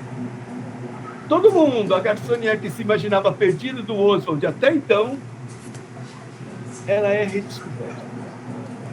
Como que redescobriram isso? Porque um historiador foi lá e resolveu ver que aquele número 428 mudou 4 vezes de número. Então, quando se pensava que era no número da rua, aquela zona brasileira, descobriram que a garçonnière ela estava num outro lugar, na mesma rua. A rua não mudou de nome. Mas aquele número que a gente, inclusive, quando a gente foi lá procurar onde é que estava, não achou, eles acabaram encontrando. E aí, olha aí a garçonnière. Aqui, ó. E égide, a garçonnière, o que é a garçonnière? A garçonnière é uma escola de bombeiro civil. Ah, que lindo! Está pegando fogo na garçonnière do outro. Aí, o que a gente resolveu fazer? Aí enlouqueceu total, porque a gente está fazendo essa revisão, ao mesmo tempo que nós estamos revisionando o game, a gente está fazendo o quê? A gente vai fazer uma instalação, essa parte não está vendo, tá vendo? No qual nós vamos jogar com as 5 paredes. Nesse lado daqui vai ter o game novo, né? Grande também para a gente poder brincar. Do outro lado, as imagens vai ter o real da garçonnière, né? E nos outros, os vídeos que estão rolando do jogo que a gente vai deixar para gravar. Mas o que é mais legal? Ó, quem vai estar naquela garçonnière lá em tempo real? Os nossos personagens, a gente vai construir, nós vamos ficar congelados, os personagens de hoje, no tempo real. Então nós vamos fazer uma visita no tempo, porque o jogo todo é uma questão de visita no tempo. A gente sai, na época de 2006, a gente ia para 1919, agora a gente volta lá para o tempo, volta em tempo a gente volta como personagem congelado, mas aí a gente fica em osso na garçonnière. Então, esse é outro momento, é outra parede daquela garçonnière, a gente vai ter essa viagem no tempo. Você vai para 2006, você vai para 1919, você entra e sai do game, essa relação entre o virtual e o real. E olha só, meu Deus do céu, quando eu entro na garçonnière, olha o que eu vejo. Olha o que eu vejo. Eu quase que caí do coração, a Daisy ressuscitou para mim. Quando eu vi essa moça, que era uma bordadeira, o que essa moça fazia? Ela borda nome nas fardas dos soldados. Eu enlouqueci, eu falei tudo que eu quero na minha história. Olha só, já nasceu pronta a moça. Porque, então, isso, e aí a gente vai fazendo o quê? Bordando o quê? Bordando os poemas do Oswald. Amar, que são os que já está lá no diário, antes do livro que ele vai lançar depois do Oswald. E aí, né, ela vai ser o único personagem, porque a gente está lá congelado. Algumas pessoas, né, que vão estar lá sentadas, congelada, sem nenhum movimento, mas não são mais os nossos desenhos. E ela é a única pessoa que está habilitada a andar do jeito dela, né, livre, enquanto pessoa, em tempo real, entre os outros personagens, no próprio espaço, que é o espaço dela. Ela trabalha lá, ela vive lá. Então, a garçoniera é dela, né? A Daisy ressurgiu da... Então, essa é a outra... Não, uma outra coisa que seria essa. Mas tem pouquíssima gente. Mas a questão... Aí também, quando eu falei de trazer esse personagem, que é aquela coisa daqueles movimentos banais dos nossos gestos assim, cotidianos que ficam aí marcados, tá bom? Então, quanto tempo mais eu tenho para falar, só para falar do último trabalho, se der, senão eu encerro aqui, mandando um beijo para a nossa bordadora de nomes das fadas dos bombeiros civis. Olha só que nome lindo. A outra chama-se A Vendedora de Ferro de Passar Roupa. Essa série aí, que vai se chamar como A Bordadora, que eu vou fazer uma série dessa de fragmentar essa personagem, que eu não sei o nome. Para mim, ela é a bordadeira de nomes dos uniformes dos bombeiros civis. É a coisa mais linda do mundo, não é? Não precisa mais nada, ela já essa nasceu feita, né? Então, aquela que bate assim, você fala, Deus, está feito, já está pronto. Então, se der tempo, em 5 minutos, eu conto o encontro. Oi? 5? Nossa, agora é sacanagem, eu falei 5 brincando. Vamos lá, então vamos, eu vou lá, vou tentar. Onde é que está o encontro? Essa cabeça. Ah, mas a gente tem que... Quem não chora não mama, né? Então vamos lá. Encontro, gente, rapidinho, que é outro trabalho que está aqui, no qual no primeiro eu já fiz os agradecimentos ao Iquieda, que ajudou, ele não está aqui, mas ficam aí os agradecimentos postos, e ao Matheus, que está aqui. Nesse eu que tem a Isadora também, que ajudou bastante a gente fazer essa aqui, e fora todo o grupo também, que é um grupo bastante grande. A Isadora ajudou aqui a fazer a montagem aqui, de extrema gentileza também com a gente. Bom, a gente mostrando aqui. Eita, mas já está todo mundo vendo o barquinho lá no Rio Amazonas, olha que coisa linda. Não tem nada de Xalana aí, viu, gente? Isso é barco do Rio Amazonas, o Xalana é em outro lugar. Bom, é na novela, mas aqui não tem. Aqui são os barcos lá do Rio Amazonas. Eu vou contar bastante rápido a história da outra peça que veio para cá. Essa a gente interviu menos, assim como a Moreiras, e só falando, algumas dessas peças, a Moreiras, o Telescampax e o Cozinheiro das Almas vão para o MAC de São Paulo. Vão lá para o MAC USP, vão fazer parte do acervo na hora que eles estiverem terminados. Então é um jeito de você empurrar a produção nova também. Você manda a antiga e a nova, e cada um faz a festa que quiser. Mas é parte do próprio processo, porque eu acho muito chato esse negócio de você ficar recompondo, fazendo a mesma coisa que já fez, que põe. Não tem graça nenhuma. Então, por isso que eu acho que para mim não é muito uma questão de respeito de você. É também, porque você... Mas é uma maneira de você retrabalhar o conceito, de você repensar as ideias e retrazer aquilo que foi feito. E quando você pode, você dá um outro desvio, né? Porque eu acho que isso faz parte do próprio processo. Opa, já estão. Quem quer participar da chamada? Vamos deixar, já entrou. Então vamos lá, o barco está aqui, e o barquinho vai e o barquinho vem. No Rio Amazonas eu tenho... eu vou contar rápido, porque eu estava contando para ela se fechar. Eu tenho uma situação com esse negócio do Minas Imaginário.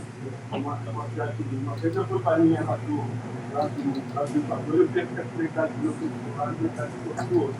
Que é o grande barato, é isso, porque você sabe que tem os cortes da água, a água gira no sentido, né? Do hemisfério sul e gira no outro tipo do posto, mas eu não quero não. Como o nosso corpo é composto na sua grande parte de líquido, eu sempre pensei, mas que porra vai acontecer dentro do meu corpo? Isso é quando cruza, né? Depois da minha, eu tiro do outro lado e você sabe. Mas é só um pouco que eu está balanceado, né? Porque ele está tudo girando para o lado, do outro lado, distinto daquele que ele está habituado. Bom, aí o que é a questão toda do trabalho era isso, botar o meu corpo, ficar metade de um lado, ficar metade na linha do lado. Isso de alguma maneira aconteceu aí, porque tem aquele fenômeno aí, que acontece lá, aí é no Rio Amazonas, que é o encontro das águas. Durante mais ou menos uns 6 quilômetros, as águas caminham juntas, sem se misturar. Né? Então, olha uma foto. imagem é lindo esse fenômeno aí, né? A gente vê, tem toda essa divisão de águas que ocorre. Então, a ideia foi... Então, o que eu fiz? Eu estava lá no meio do barco, aquele primeiro barco que você viu lá, a gente estava sendo trabalhando até na volta. Não esse trabalho, a gente tinha era um outro trabalho e a gente tinha os nossos trabalhos também, que estava guardado porque há muito tempo para o Brasil. Quando a gente passou o barco lá no negócio, o que eu fiz? Eu botei uma boia amarrada na cintura, botei e joguei no meio do rio. E quando eu joguei no rio, foi uma puta zona, porque para o barco, para tudo. Imagina aquele negócio, o rio Amazonas não deve ter, né? Uma muito forte. Eu falo que você faz, mas eu falei, a única vez que eu vou, quando que eu vou poder fazer isso de novo? E aí o que eu fiz? Então aí eu gravei dentro do rio, porque era aquela ideia mesmo, de querer botar o meu corpo para ver. E eu queria sentir o que era esse ponto das águas. O que é isso? O que são esses momentos de transição? Né? Eu estava lá no meio do rio, eu sentindo, porque está no meio daquele encontro. Né? E aí, olha só, então eu peguei a câmera do lado de lá e eu gravei do lado do rio, dentro d'água, do Rio Negro, gravando do rio, e gravei do lado marrom. E aí eu vi ela atrás disso aqui, estava lá longe já.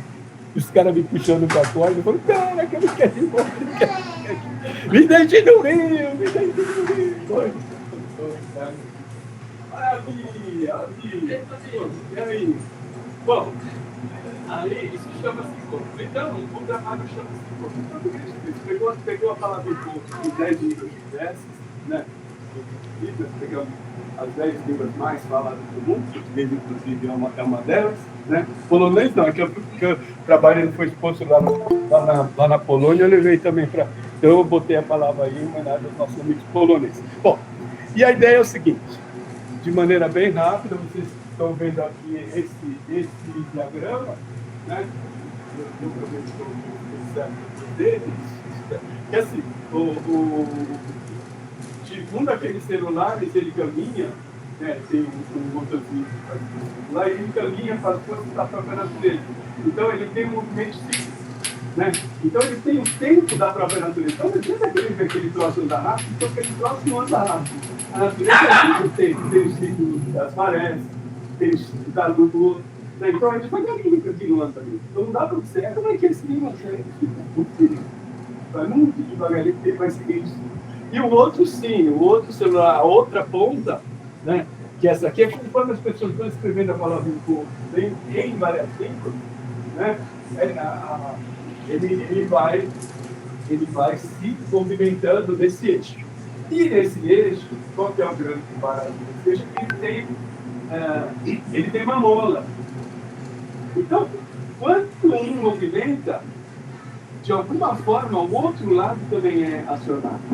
Então, é essa relação entre homem e a natureza. Mesmo que você não queira, quando alguém mexe de um lado, esse equilíbrio está sempre se compondo, se recompondo o tempo inteiro. Então, eles vão andando. E quando eles vão andando, porque em cada celular deles, a gente tem um banco de dados de vídeo. Conforme a gente vai andando nessa régua, a gente vai andando no trilho, os vídeos eles vão se mudando. Marrom, marrom, marrom, marrom, mais marrom, mais marrom. Preto, preto, preto, mais preto, mais preto, né? E vai indo, vai indo, vai indo. E tem uma única posição, que são quando esses dois celulares eles se encontram. E quando eles se encontram, é um único momento em que essas águas elas se mesclam. Então você vai ter o marrom, as águas negras e o marrom, né, misturadas ali no meio, elas se misturam, misturam, misturam, e aquela mesma mola que fez com que eles ficassem juntos, né, que encontram com eles, é a mola que impede que eles efetivamente se... Fisicamente a mola impede. Então, esse encontro acontece e não acontece, as águas se mesclam, se cruzam. Abre de novo, deixa mais.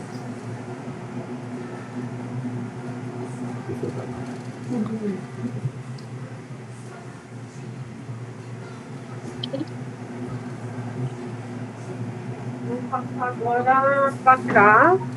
Agora tem uma última apresentação que é online. Então, vamos fazer ótimo. Eu vou dar para cá agora. Poxa. Oi.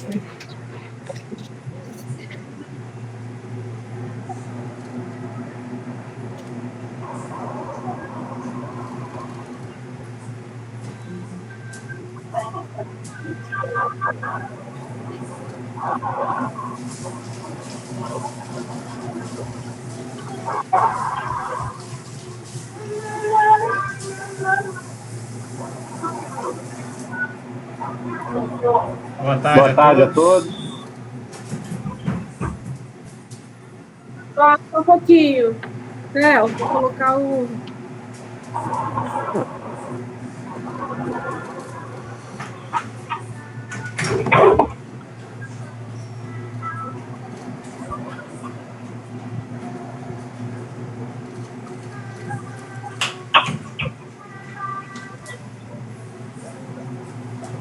Tá dando pra falar? Tá ok? Tá saindo som? Boa tarde a todo mundo.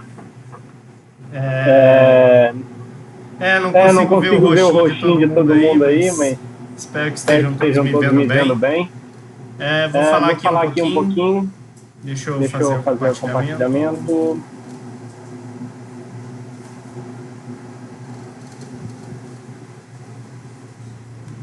Não, peraí. Só um minutinho.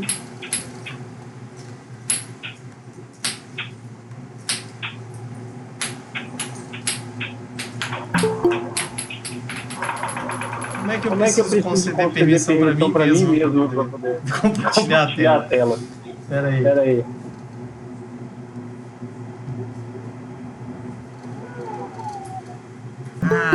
Tá.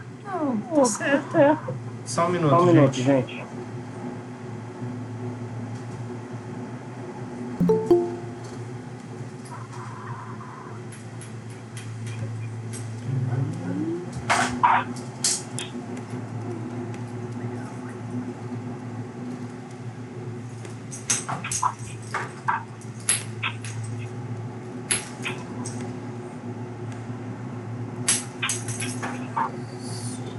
Vê se aparece quando eu tentar compartilhar alguma coisa, vê se aparece algo aí.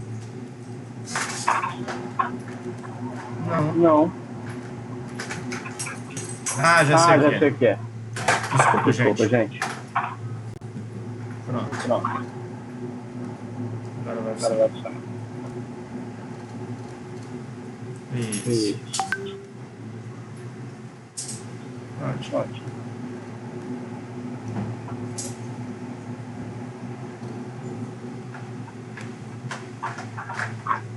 Bom, gente, boa tarde. Eu vou fazer uma pequena apresentação. A ideia aqui seria fazer a apresentação dos projetos em andamentos. Porém, como acabei de concluir meu doutorado, então os projetos que estão em andamento, na verdade, são as proposições de projeto e a retomada do Media Lab Unifesp, que eu retomo agora como coordenador, com a reativação do laboratório. E aí eu queria apresentar um pouquinho sobre o Media Lab Unifesp, que muita gente não sabe, e aí chegar nas discussões sobre a questão dos projetos do futuro e falar um pouquinho sobre a obra que eu e a Suzete criamos, que está exposta aí que vai ser aberta a exposição e que ela vai estar exposta junto com outras brilhantes obras aí. Bom, Media Lab Unifesp, nós somos o único Media Lab da rede Media Lab BR aqui no norte do país. Nós somos uma universidade nova, ainda estamos indo para os nossos 10 anos. Fomos fundados em 2014 com a separação da UFPA em 3 universidades. E a Unifesp ficou concentrada no Bico do Papagaio, que é uma região que atende o sul, o sudeste do Pará, mas também estendemos nossa área de atuação para o Maranhão e Tocantins. Isso não quer dizer que os alunos não venham também de um pouquinho mais longe, vindo inclusive de várias regiões do Nordeste, do Centro-Oeste e inclusive alguns que vieram do Sudeste. Bom, o Media Lab Unifesp, ele é fundado em 2016 após uma visita minha ao professor Cleomar, e já havia uma pretensão minha por ter assumido como o primeiro e até então o único professor de arte e tecnologia no curso de artes visuais da Unifesp. E logo depois registramos o grupo de pesquisa no CNPq e estamos trabalhando sempre, desde então, com a pesquisa compartilhada colaborativa, que é a nossa meta mais basal do Media Lab BR. Bom, em 2016, então, como eu disse, foi a inauguração, a fundação teve a participação ali do professor Cleomar, vocês podem ver aí essa imagenzinha azul aí no canto. E logo depois o Media Lab UNB, que antes era Media Lab em português, mudou a nomenclatura e também se juntou a rede, e aí nós formamos a rede Media Lab BR. Atuamos diretamente de 2016 até 2018, 2019. Em 2018, quando eu saí para o doutorado, e aí eu vou falar um pouco sobre isso, a nossa equipe já contava com 23 pesquisadores ativos, sendo deles 8 plenos, 15 júniors, 6 bolsistas e 10 voluntários. E a coordenação era co-coordenação entre eu e o professor Cláudio. Hoje continua do mesmo jeito.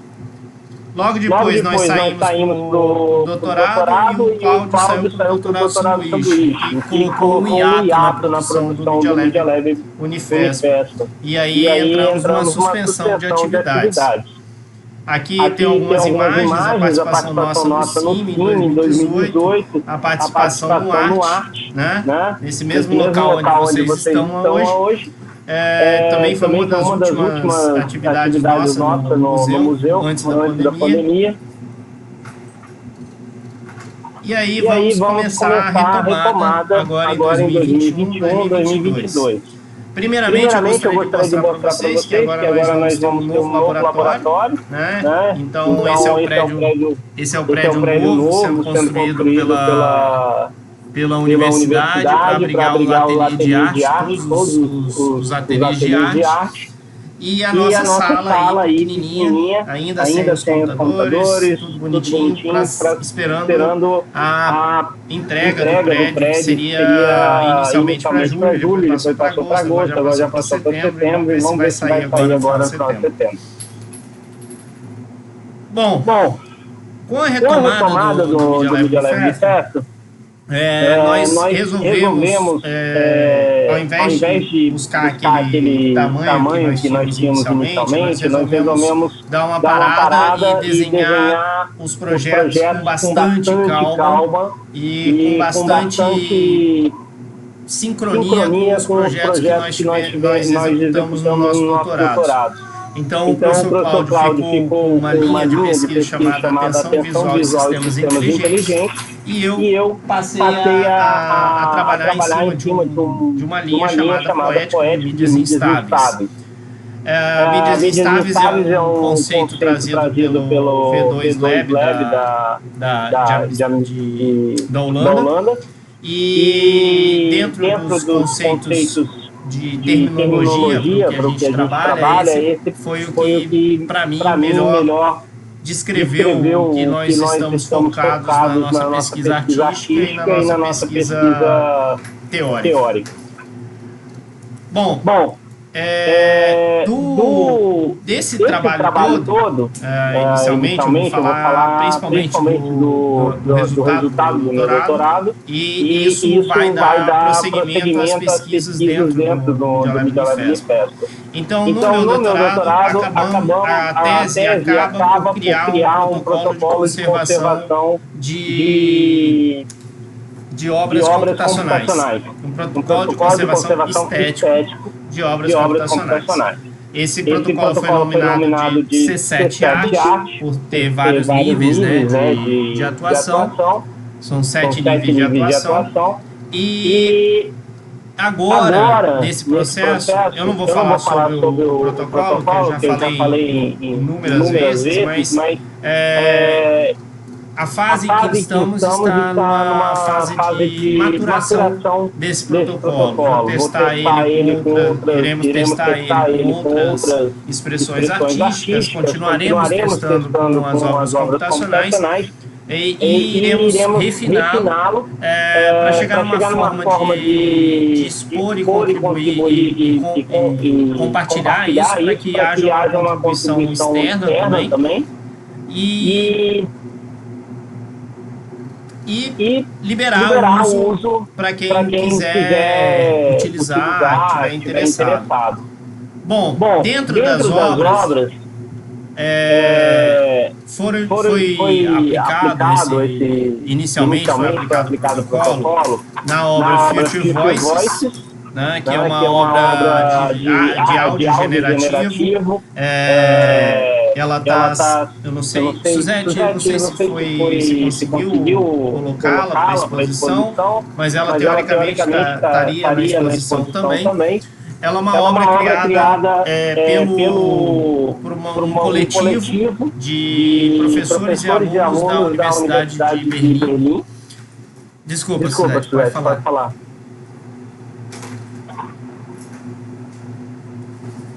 Não estou ouvindo. Peraí. Depois você me fala. Eu não estou te ouvindo. Bom, ela foi criada então por um coletivo formado entre os professores e os alunos da aula de arte generativa do professor Alberto de Campo, na Universidade de Arte de Berlim, onde eu fiz meu doutorado sanduíche.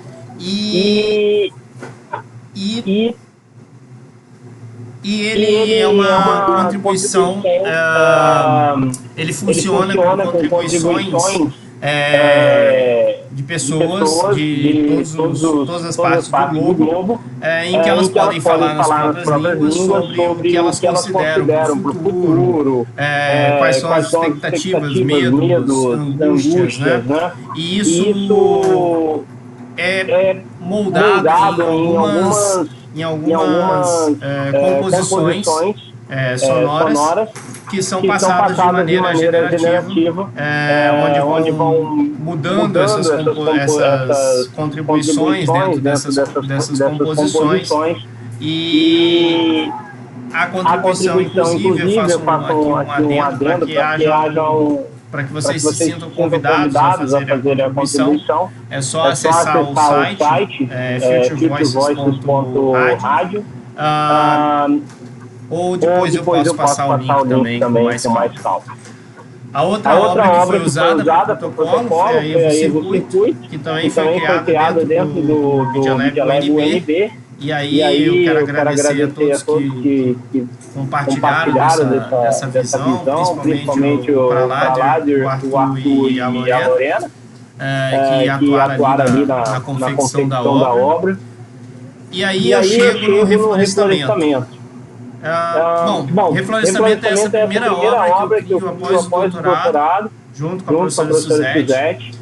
E eu volto de Berlim com uma percepção sobre uma crítica e uma percepção sobre a nossa criação, principalmente dentro do Norte, em que até então que eu tinha buscado como artista e como professor, talvez fosse realmente muito centrado em uma estética que vinha de outras regiões. E a partir do momento que eu retomo, percebo que esta aqui vai ser minha casa durante muitos anos, apesar de eu não ser da região norte. Eu sou nascido no Espírito Santo. E eu consigo então começar primeiramente trazendo essa visão crítica, né, de uma pessoa de fora e com a expectativa do que ela viria quando chegasse, e depois tentar construir junto com os alunos e com os pesquisadores uma estética que falasse sobre Marabá, né, que deixasse clara a expressão marabaense e as suas angústias, suas procuras. Bom, a região de Marabá, ela foi conhecida como outrora, ela foi conhecida como a maior produtora de castanha do Pará. Aqui existiam inúmeras árvores, inúmeras castanheiras. O problema é que a castanheira, ela produz, para sair a castanha, ela produz um tipo de coco, né, um ouriço, e as castanhas vêm soltas dentro dele. Esse coco cai de alturas inenarráveis, né? Essas árvores chegam a 10 metros facilmente. E com essa questão da expansão agropecuária para o norte, muitas dessas áreas se tornaram fazendas. E nessa expansão de fazenda, se você mantivesse uma árvore dessa e um ouriço desse cai na cabeça de um bovino, instantaneamente levado a óbito, né? Então, muitos produtores, além de desmatarem toda a mata baixa da região, toda a floresta, ainda desmataram também as grandes árvores, que levam às vezes 100 anos, 150 anos para poder chegar numa postura, numa identidade adulta. Eu fui então no arquivo público aqui da região de Marabá e tive acesso a fotos de 1920 a 1940, onde retratava Marabá antes de sua colonização, né, da criação da cidade, da expansão produzida pelos militares durante a ditadura. E realmente, assim, era muito fácil você ver a cabecinha das copas das castanheiras que reinavam absolutas em cima de todo o resto da floresta amazônica. Então eu fui numa dessas regiões que deveria ter uma mata fechada, uma floresta densa, com diversos tipos de espécies. E tudo que eu encontrei foi esse grande deserto, né? Esse deserto de desmatamento. E aí eu tentei, né, foi a proposta que a gente estava levando, era de tentar mostrar para o público, para aqueles que vissem essa realidade aumentada aí no espaço do museu, quão imponente essa árvore era ou ainda em alguns espaços, e tentar aos poucos fazer versões diferentes dela, de forma que pudesse acrescentar camadas e camadas até que a gente reflorestasse, pelo menos digitalmente, esse espaço. E ao reflorestar digitalmente, a gente estava gritando, porque, querendo ou não, reflorestar digitalmente é apenas um esforço iconográfico, um esforço imagético, para que reforce aí o que deveria ser, que já foi. Né? Bom, eu quis falar inclusive sobre o reflorestamento, porque ele leva ao projeto que está sendo desenvolvido agora, que é o projeto futuro do Media Lab Unifesp. Porque durante a confecção do reflorestamento, eu tive que ir atrás das folhas, do desenho das folhas, da imagem das folhas, do tamanho da árvore, do tipo de textura do caule, para poder fazer esse modelo tridimensional. E incrivelmente, se você digitar no Google para poder tentar achar a folha da castanheira, vocês vão achar muito facilmente a castanha do Maranhão, mas não a castanha do Pará. E a única imagem com bastante fidelidade que eu tive acesso quando eu procurei nos bancos de dados foi uma ilustração guardada em um arquivo luso brasileiro. E aí eu tentei fazer uma experiência onde eu fui atrás de uma inteligência artificial e solicitei que aquela inteligência artificial, naquele prompt, que ela fizesse uma imagem, descrevia ela adequadamente, colocando inclusive o nome científico da castanha do Pará, para que não houvesse nenhum tipo de problemas de interpretação. Trouxesse, por exemplo, a castanheira do Maranhão.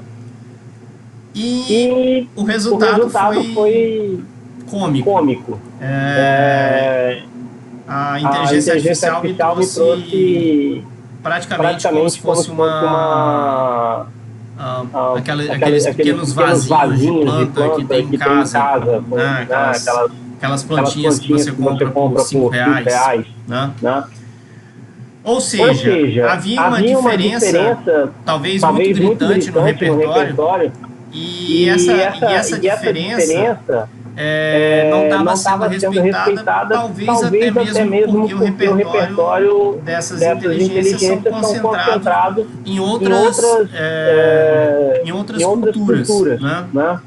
E aí ficou para nós tentar entender como é que o regionalismo, como é que essa questão regional, principalmente do norte, se dava dentro dessas inteligências. Então a gente iniciou o projeto Susan. O projeto Susan, então, ele visa interpretar, tentar investigar essa relação entre inteligência artificial e arte. Né? Nós temos, então, um artigo aprovado, eu e o professor Cláudio, para ser apresentado no CIMI, em que nós vamos colocar dois chatbots para poder desenvolver uma linguagem entre eles e depois testá-los com essa linguagem, uma experiência estética. E estamos criando um projeto IC agora, que é o Investigações de Resultados Estéticos em Descrições de Prompt para Inteligências Artificiais, que é exatamente para a gente testar essa questão da descrição do regionalismo, né? Como essa inteligência criada principalmente nos eixos tecnológicos, né? Tão criticado pelo Yuki Rui, como é que ele está direcionando nossa visão, nossos signos, dentro desse repertório que às vezes não faz sentido para certas regiões, entre elas a nossa. Bom, com isso agora nós vamos caminhando para o futuro. No futuro agora queremos continuar com as questões. Sim? Acabou? Peraí. Deixa eu tentar entender porque eu não estou te ouvindo. Su.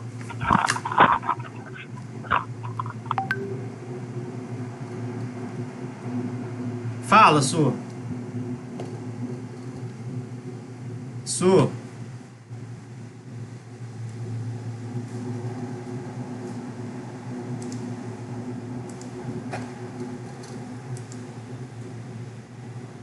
Tá.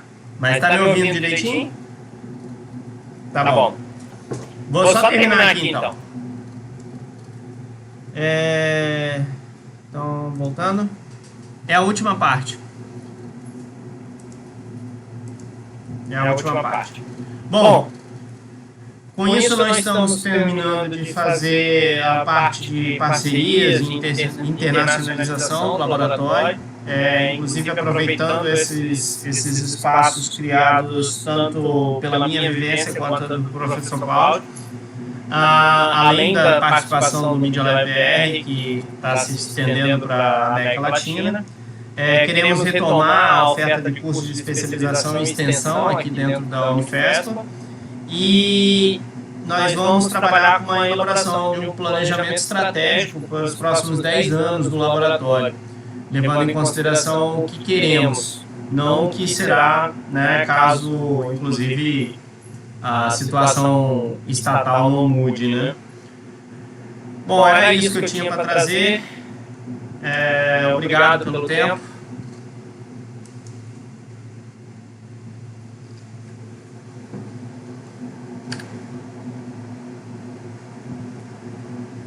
Obrigado.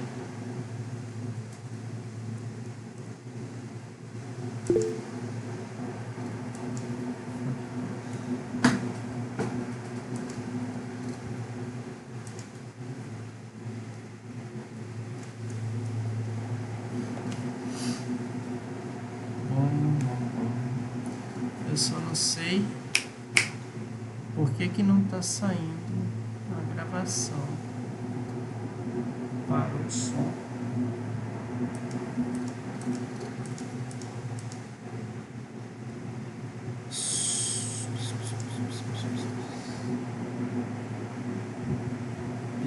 Permitir. Su, só um minuto, deixa eu ver por que não tá